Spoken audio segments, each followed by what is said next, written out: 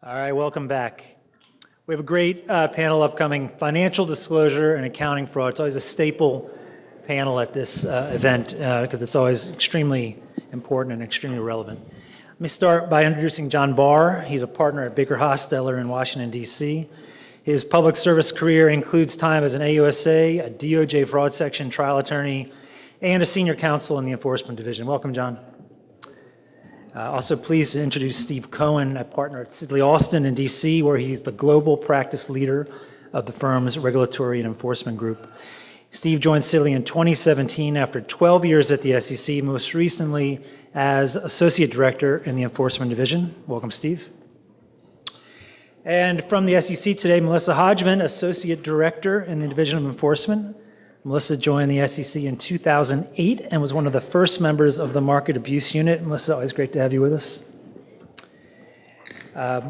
Coming from New York, Lorin Reisner, a partner at Paul Weiss, where he co-chairs the firm's white-collar and regulatory defense practice. Lorin previously served as chief of the criminal division of the U.S. Attorney's Office for the Southern District of New York, and he also served as the deputy director of the SEC's enforcement division. Welcome, Lorin. Finally, our moderator, Steve Richards, a senior managing director at Ankura in the DC office. Steve has over 20 years of experience involving internal and forensic accounting investigations and analysis, and he previously served as the assistant chief accountant in the SEC's Division of Enforcement and was also a key advisor to both the chairman and the director of the Division of Enforcement at the PCAOB. Steve, I'm going to turn it over to you. Great, thank you, Bruce. So whenever you have to go after the Director of Enforcement, usually there's lots of material that you can pick up from the remarks. And ironically enough, several things that we planned on talking about, the Director spoke about.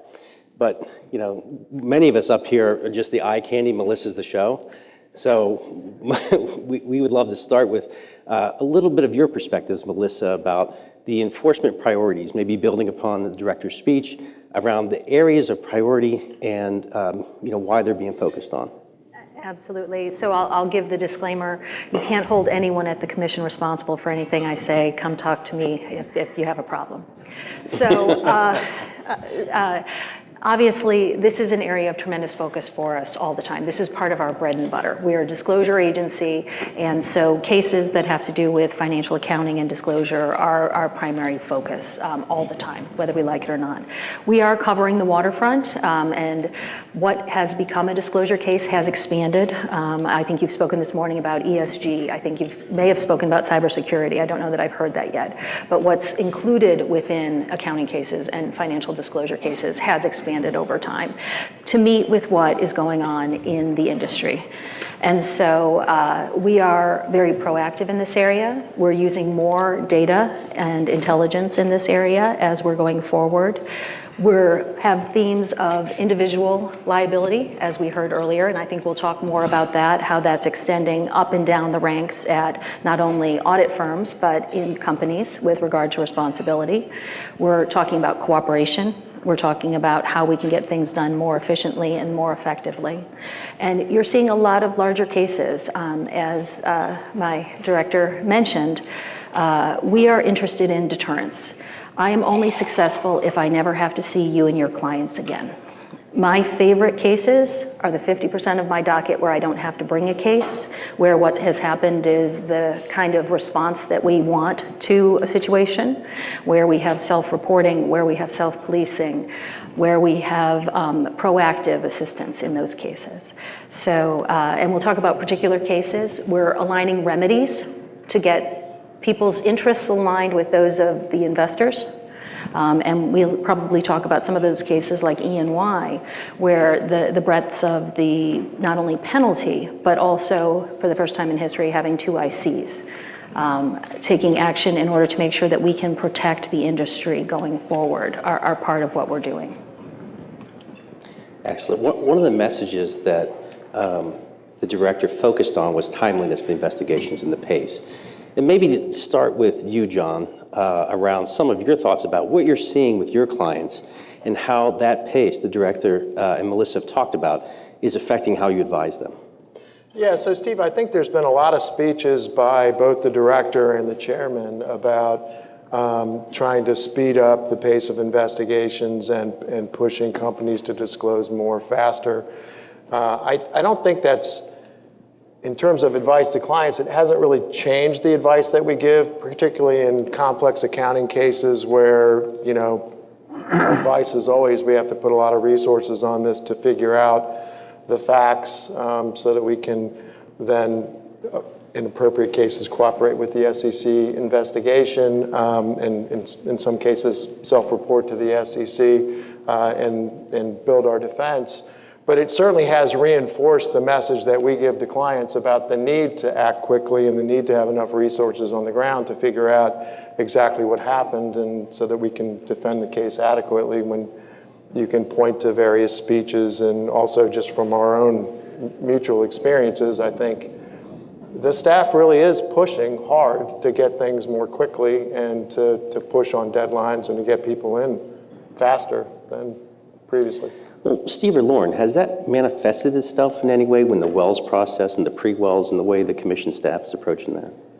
Look, I think more broadly, you understand why the staff wants to move quickly. I think that's a fair objective. I mean, that was one of our objectives when I was in the enforcement division.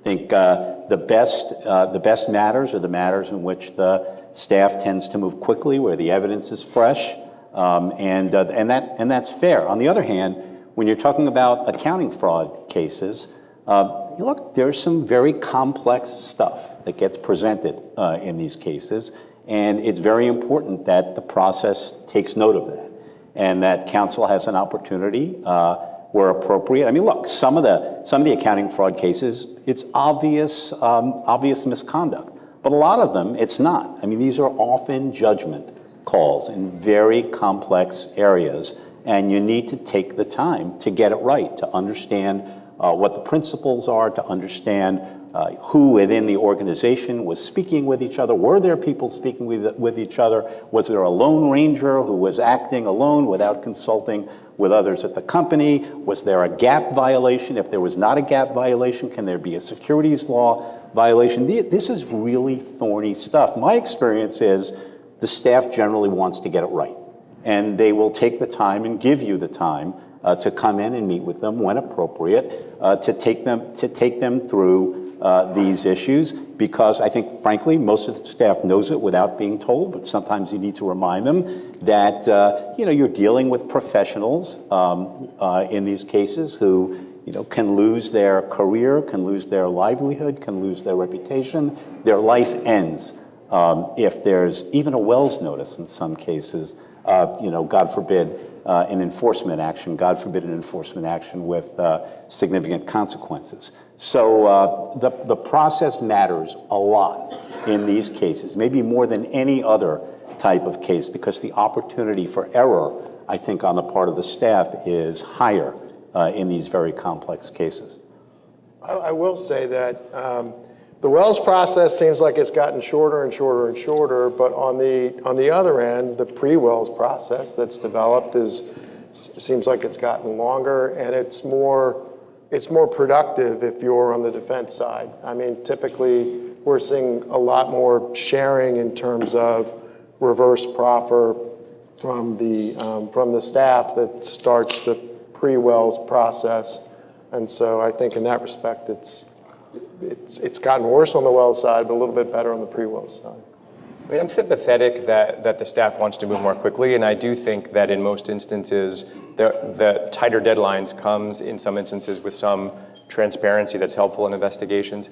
To be fair, I don't think the Wells process, I mean, in a 3 or 4 year investigation, I don't think the Wells process is typically the reason that we hit 4 years. I think there are instances where they extend out, but I think more likely in accounting specifically, where we've seen success achieving, I think, the staff's goal to bring cases more quickly, particularly in instances where companies are in a cooperation posture. It's in instances where the staff is willing to and agrees that there's an opportunity to bring a case quickly and maybe work with the company to get evidence in more quickly. I think in a couple of instances recently, we've seen successfully staff in certain offices willing to compromise perhaps some of the breadth of an investigation to more quickly get, the core of misconduct out publicly and maybe remedies available more quickly. And I think if we see more of that kind of cooperation, quite frankly, between the staff and those cooperating companies, I think it's a more likely opportunity for the staff to realize its goal to bring cases more quickly. Obviously, every case doesn't lend itself to that, but that gets cases out in 1 or 2 years, I think, more than cutting a couple of weeks off the Wells process, which really, more importantly than it undermining the process itself, I think runs the risk of the individuals and companies' view of the process and the fairness of the process. I'll say something, and I'm sure Melissa will disagree. But look, in general, if a case can't be investigated and either charged or not charged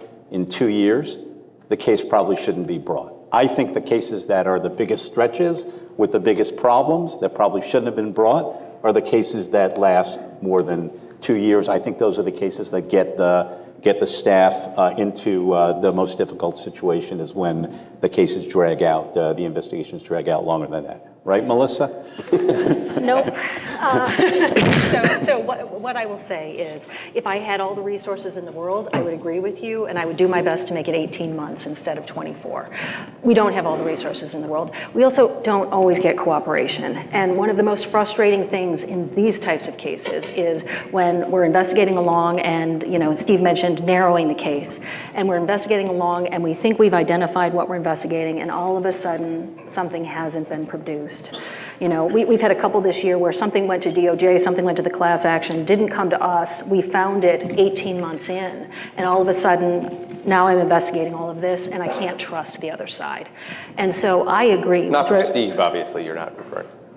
So the other side, building a relationship of trust is absolutely key. And we want to do that from the front. And I am a proponent of transparency. I 100% love doing reverse proffers. I love meeting early on and having someone explain to me, listen, we understand why you're looking here, but let's narrow the issues. We can see this is an issue. We really don't think this is an issue for these reasons, and having that conversation. And one of the nice things about having the decision-making at my level is there are more people at my level, and we can have more of those meetings, and we can have more of those conversations and do things quickly. So building that trusting relationship is important, and then building on it from there. Now, I'm going to say we don't have a pre-Wells process because that would start a clock for us. We do, however, have settlement negotiations. We do have reverse proffers. We do have efforts to narrow the case. And so to the extent that you're willing to come in and talk to me, to the extent that you're willing to, tell me where you think the most valuable time could be spent with regard to an issue, I want to have that conversation. But burn me once, it won't happen again. And I think what you're seeing in some of our cases, some of the ones that we've talked about, is we're putting in non-cooperation. We're making clear non-cooperation when it happens from an attorney or a law firm as well. And so you will be seeing that, not just wonderful cooperation and touting that from the hilltops, but poor cooperation, how it dragged things out, why that means the penalty may be higher. Okay. Well, there's been, it feels like an uptick in parallel actions with the SEC and DOJ, and both the chair and the director have spoken in multiple speeches about the collaboration with other law enforcement agencies. Maybe Lorin, just given your background, if you have any thoughts about starting that discussion around when you have a parallel investigation like that and the focus of these parallel investigations, how do you advising your clients? Well, I'm going to turn it over to Melissa again in a minute. But my impression is that there has been an uptick in the number of matters in which the Enforcement Division is collaborating, cooperating, coordinating with criminal authorities. And, there was a time when that coordination was really the Enforcement Division and the Southern District of New York, which I loved when I was in the Southern District of New York. But my sense is that has broadened out over the last number of years, and that there are more U.S. attorneys' offices around the country that the Enforcement Division is working with. I think Maine Justice in the fraud section is more active than they were certainly 5 or 10 years ago. And it's tricky. I think somebody mentioned on the last panel that the best practice is, one meeting where both the SEC and the criminal authorities are attending, so that you don't have to do things twice. I think in general that's the best practice.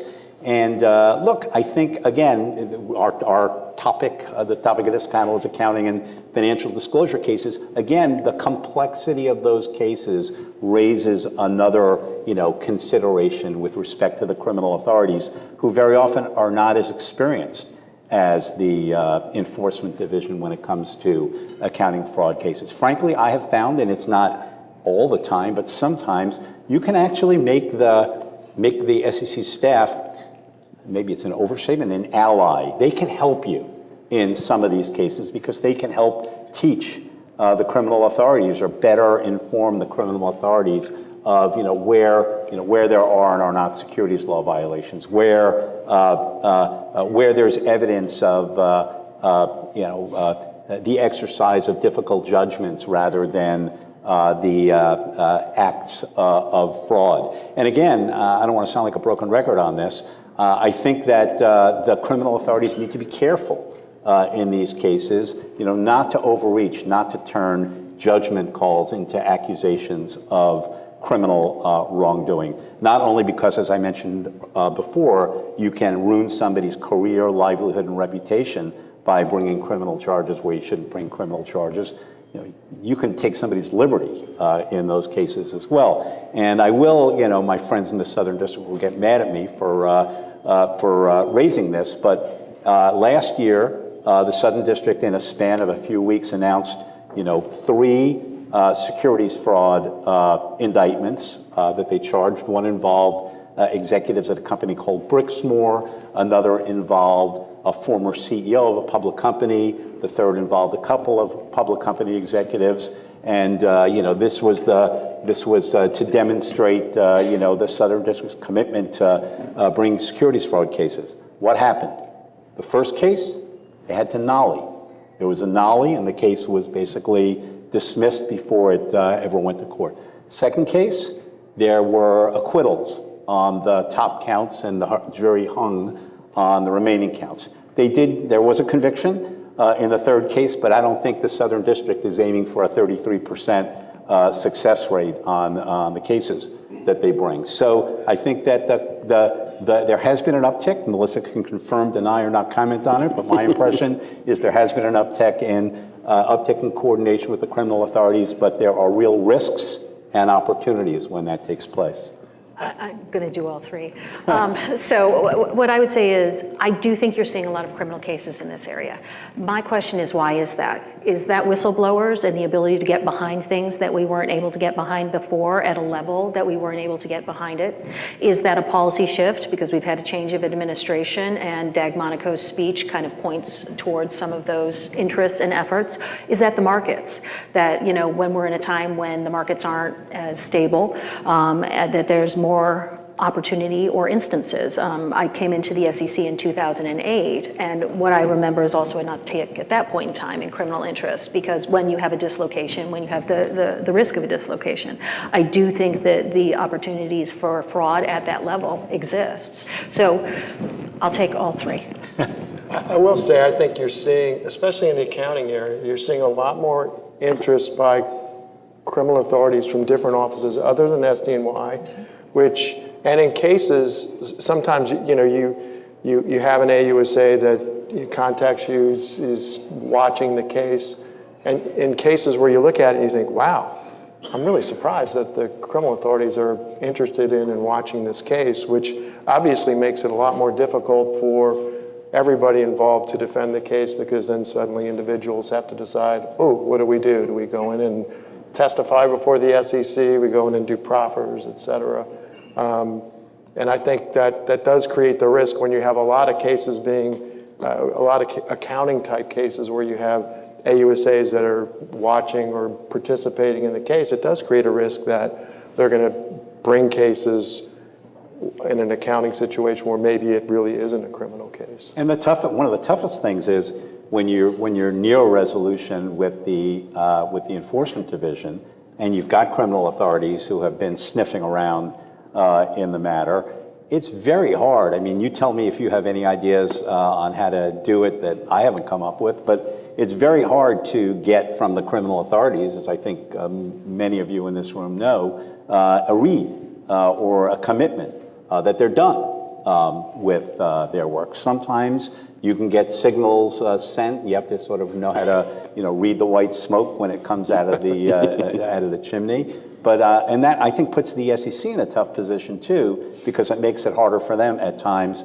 to reach the finish line when counsel's sort of reluctant to resolve things with the SEC without some assurance, which the SEC can't give, of where the criminal authorities are going to land. Yeah, I guess listening to the options that Melissa laid out, it seems to me more of a DOJ interest than a change in behavior or whistleblowers and the like. And the reason I say that is, and we'll probably get into this a little bit, a lot of the accounting-related investigations we're looking at now are of the more judgment-laden accounting or, quite frankly, non-accounting disclosure cases, which are not obvious, right? We all know what the criminal-like accounting cases look like.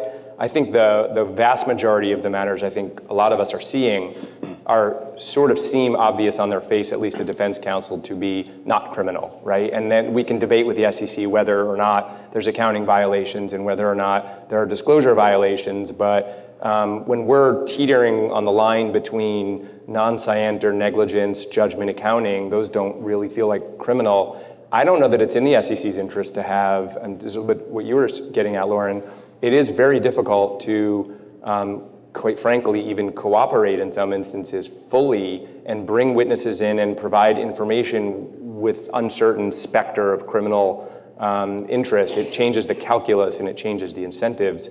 It's not to say that the clients don't cooperate with the criminal authorities, of course they do, but when they're sort of lurking and not direct participants and we don't know what their role is and we want to bring witnesses in to testify, that makes advising clients how to proceed much more difficult. And I actually think that can slow things down a little bit too, before you even get to the settlement calculus, Lorin, that you mentioned, which is very complicated.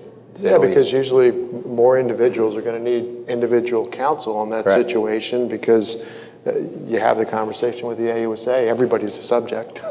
And so that becomes very difficult for the company lawyer to represent individuals that maybe typically they would, and the individuals would come in sooner, I think, to talk to the SEC. Do you find it harder to work with the criminal authorities in accounting cases than in other cases? I don't find anything hard. I will say, Lorin, I have had friends of mine at the agency that have situations where they have criminal authorities that are interested in cases, and sometimes I think they scratch their head at like, why are the criminal authorities here?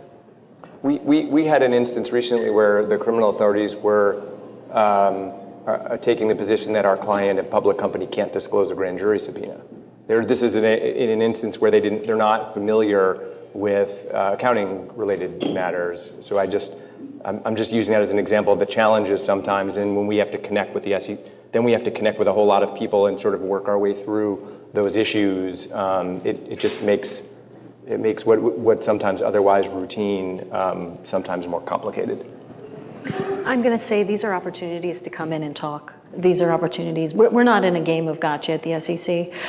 When there are challenges, let's be talking about them because I think we're very creative. That's one of the other things that I've seen in this area in particular. We can be very creative in terms of how we investigate, how we structure a resolution, and so let's talk. Just want to pick up on one thing that both Lorin and Steve said and come back around to it on judgments, because both of them use the fact that a lot of these accounting disclosure cases, either through materiality or the underlying accounting itself, is a judgment.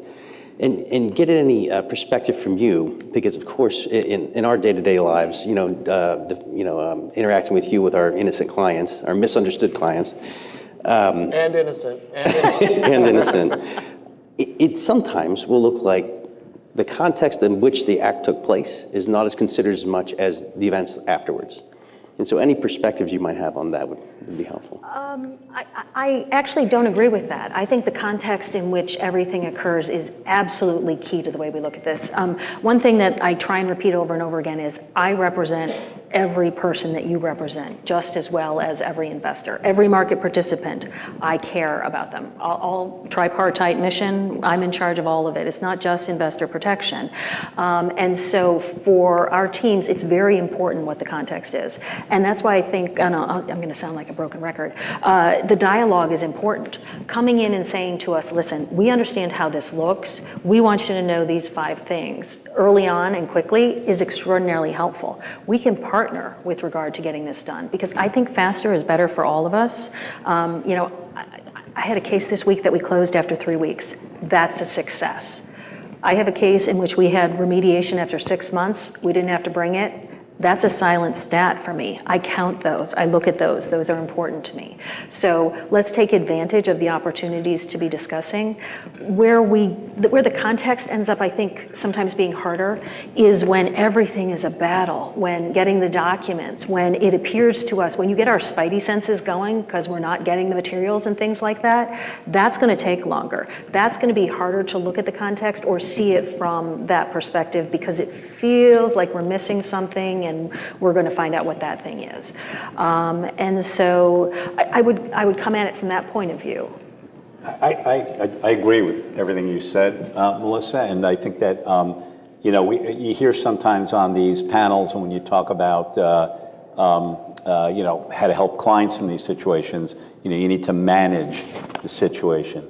I think if the staff feels like they're being managed by you as defense lawyer, you're like you're already at a disadvantage. You got to try. You want to manage things so that you have confidence that you're able to let the staff learn the things that you think are important as early as possible. I think if the staff feels like they're being managed or slowed down or impeded, I agree 100% with Melissa. You're going to make it.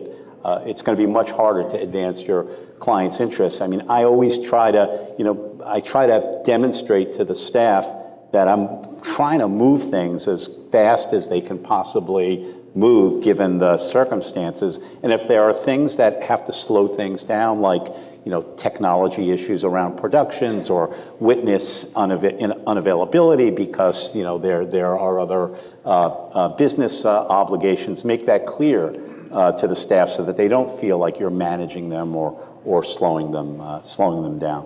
One thing in that regard I think is worth maybe all of us thinking about is I have found questions of that nature increasing post-COVID. I think the fact that we don't get together for testimony as often, we don't meet in person in rooms and have, in between break chatter with the staff. Or, sometimes these investigations are a multi-year relationship, right? You get to know the staff really well. You bring several people in for testimony. You are talking to them sometimes weekly about documents. The phone is fine, but I have found in certain offices that have been more welcoming of in-person meetings, feels like there's fewer of those. I feel like those relationships seem to be stronger. This is just sort of a qualitative observation. I think it's, for all of us, worth considering maybe trying to find more opportunities to be doing our work in person, and whether that might, create more opportunities to have a dialogue around the successes and challenges of cooperating and interacting. It just seems to be just an observation. I agree. I always think it's better in person. And we're in the home office, so my colleagues and I are routinely there. So let us know. We're happy. We also do it in a hybrid manner now. I have to say the Freestad room has had a lot of visitors in the last few months.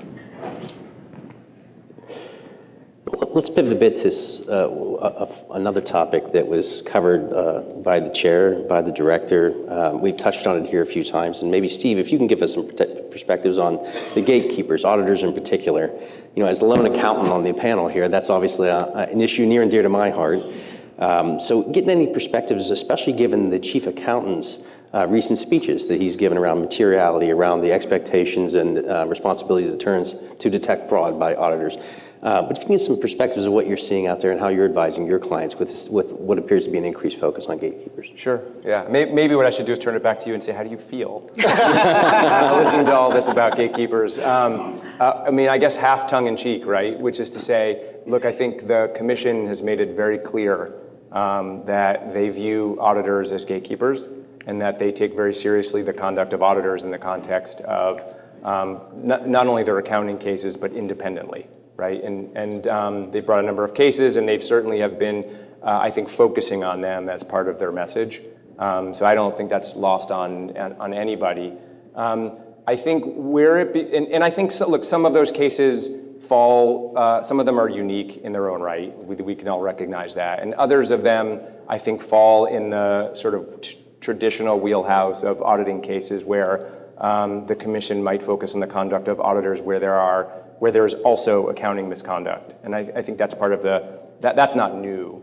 I do think the speeches and focus are, I think it is a stronger message around it, and my observation is that message is being heard. First of all, and again, putting one or two of the unique cases aside, it is clear, as the director mentioned, that the penalties are higher. They're not just slightly higher, they're profoundly higher.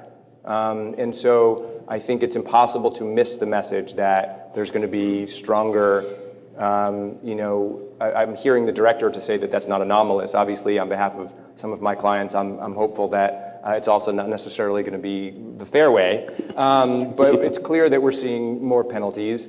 Where I'm seeing, I think, the bigger challenges, and you mentioned, the chief accountant's speech and other things of that nature. I'm seeing clients struggling to know what some of that means. In other words, we are seeing behavior not so much by legal departments, right, but by auditors who are concerned. They're worried that they're going to be second-guessed. And I think it's an interesting question whether the commission wants to be careful, right, in how far they go in creating, so obviously as part of their investor protection mission and holding auditors responsible as gatekeepers, we can all agree that there's an important role here, and holding them responsible for missed audits is obviously part of that mission. I don't think that we want to find ourselves in a place where there is too much tension between the important relationship between auditors and companies, because much like when we work with the staff, right, there are important roles and responsibilities between and among auditors and companies. And we are seeing instances where auditors are just feeling like they need to, for example, force a restatement because they don't want to be second-guessed, right? Where they need to simply take certain positions related to accounting judgments because it is conservative and it is less likely to be second-guessed. And we are seeing instances where speeches by the chief accountant and the actions by the commission are being pointed to as a basis. So I think when we talk about what is materiality, for what will auditors and companies be held responsible, we should all strive for a world in which there's clarity on what that means. Again, the majority of the cases are going to be the ones we expect, but it is in the non-cases that flow from the speeches and discussions where I think a lot of us are trying to work through this with clients to understand what it all means. That's the challenge. So one, I wish that some of these were anomalies. When I did KPMG, I didn't expect a heavy EY. I'm not finding anomalies right now. I'm finding repeated behavior because accounting looks to me like auditing looks to me like it's becoming a business, when in fact that they are gatekeepers first. And so what we're trying to do with all of our cases is align the interests.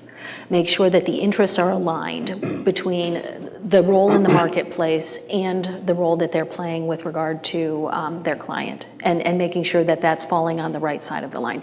You have a restatement because something needed to be restated. There's not a restatement if there's not a problem previously with regard to the accounting. That doesn't, in my experience, I've never seen it happen. And so I do think we are seeing in this economy, I think we're seeing a need to make sure everybody remembers what it means to be independent, what it means to play your role as a gatekeeper. And that's attorneys as well. Gatekeeper is broadly defined, and this is outside of the breadth of our panel, but I was recently on a CLE panel where we were discussing how do you define this? And we got down to the point of looking at the information that the person has and the role that they have in the company or in the system and combining those together. And I think that that's what you're seeing the SEC trying to do and trying to message very, very clearly. So if there's a case where it's not clear, if there's a case where you're not getting that, do come and talk to us. Absolutely come and talk to us. I don't want anyone to feel like they don't know where the lines are. I don't want anyone to feel like they don't understand what I'm looking at or where I see issues, and happy to have that conversation. So I'm going to react to that a little bit because I don't agree with everything that you said. Fair. Very fair. And I think it's tricky. And I think it's tricky because I accept the principle that we want aggressive enforcement of the securities laws. I accept that principle. What I don't accept is that the lines are clear. The lines are not always so clear. And we want American companies, we want American business to succeed. The SEC wants American companies to succeed. They want, capital formation to work. And if the lines aren't clear, and the exercise of good faith professional judgment becomes undercut based on self-preservation. What do I mean by self-preservation?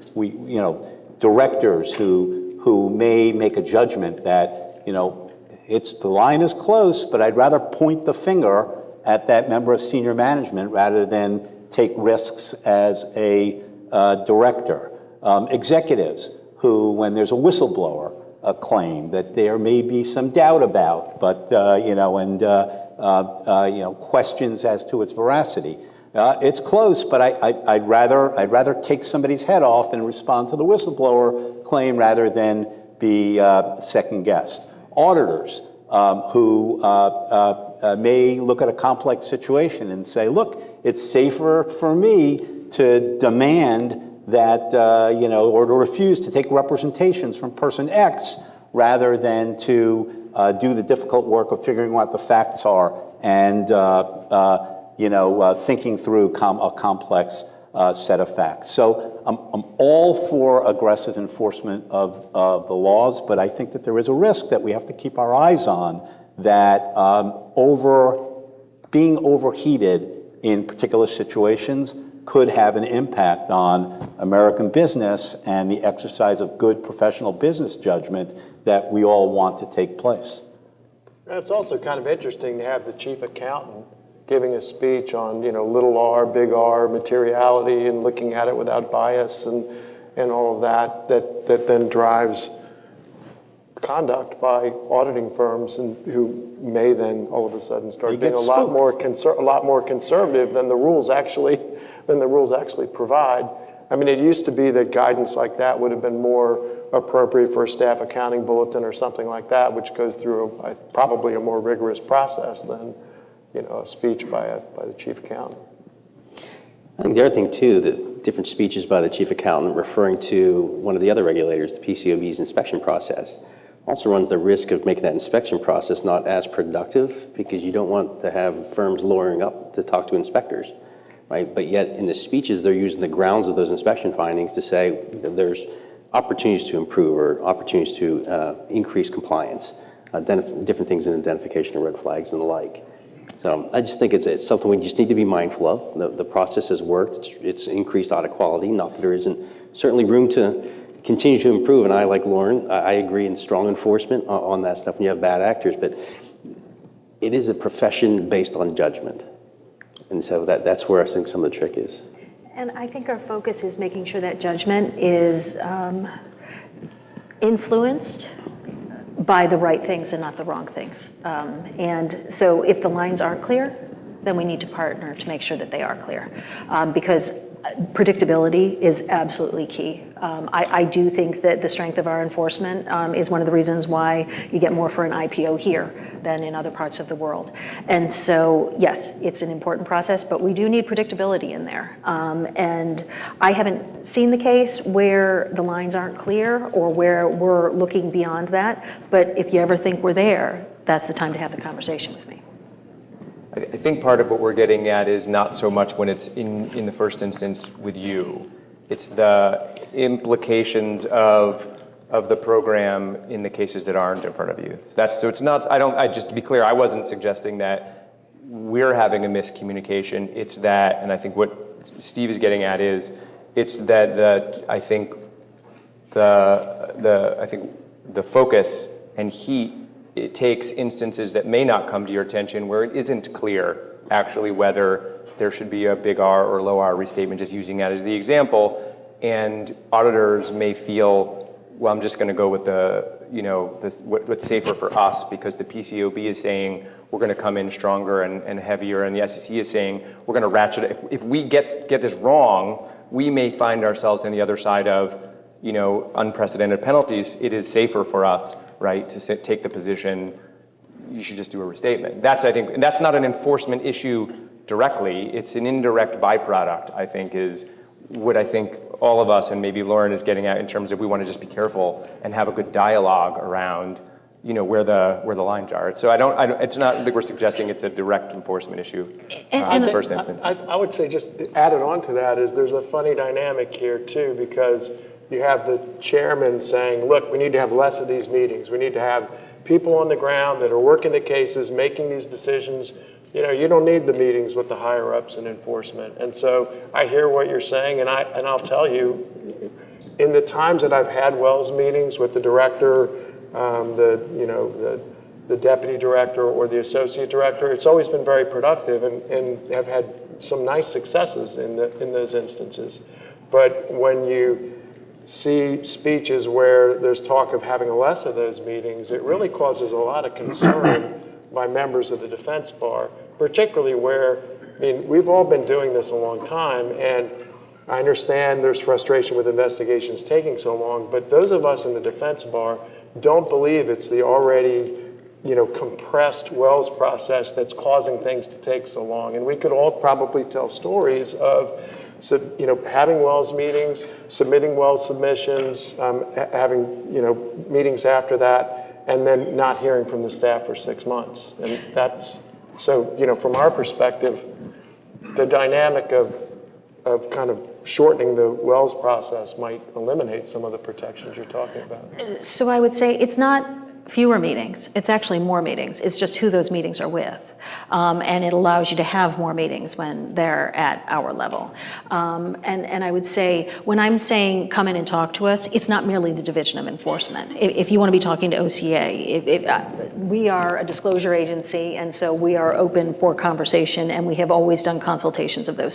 So I want to say that that's broadly across the division. And unfortunately, I know it doesn't seem like it anecdotally, we've done a look at our process, and we can see the drag that begins from the end of the investigation through the proffers, through the Wells, through the white papers, through all of those things. And it is a drag on how quickly things are done. And that's why you have heard a lot from various directors and various associate directors with regard to this process needs to be crisper. We need to get to a decision point. Because one of the things we often find is it's reaching that decision point so we can narrow the issues and we can actually move forward that is healthiest for both sides. I have to say, I have never been denied a meeting that I've requested. I can't remember ever being denied a meeting that I've been requested, whether before or after the speech that's being referenced here. And part of that may go back to what I said earlier. You have to act in a way that makes it clear to the staff you're not trying to slow things down. But if you can do that and you can set your dialogues around milestones and in ways that gives the staff confidence that the purpose of the meeting is not to slow things down, but to have a constructive dialogue. I think that 95% of the time, folks are going to get the meetings that they ask for. In my experience, is that at those meetings, I'll agree with what Melissa said before, the staff wants to get it right. I mean, it's the very unusual case where there's an indication that, the staff isn't working hard to try to get it right at the end of the day, and our job is to help them get to the right place. I do think you're right. The staff does want to get it right, but I've had several situations where you're at the staff level and the staff views it as a case, and you get to the next level up, the associate director, or at times where you're meeting with the director, the office of chief counsel, and others, and they rein the staff back. So I like you. I've gotten my meetings also. But when you see speeches like that, and you see this speech, I think Sanjay had a speech maybe last year where he talked about meetings being denied. It always makes members of the defense bar nervous that, wow, there's going to be a big change in the process here. Yeah. My only point is, if you move quickly, you can generally get those meetings, at least in my experience. And we're about to get the hook, so I just want to say thank you so much to the panel. I really appreciate it. You guys did a great job. Thank you. Thank you.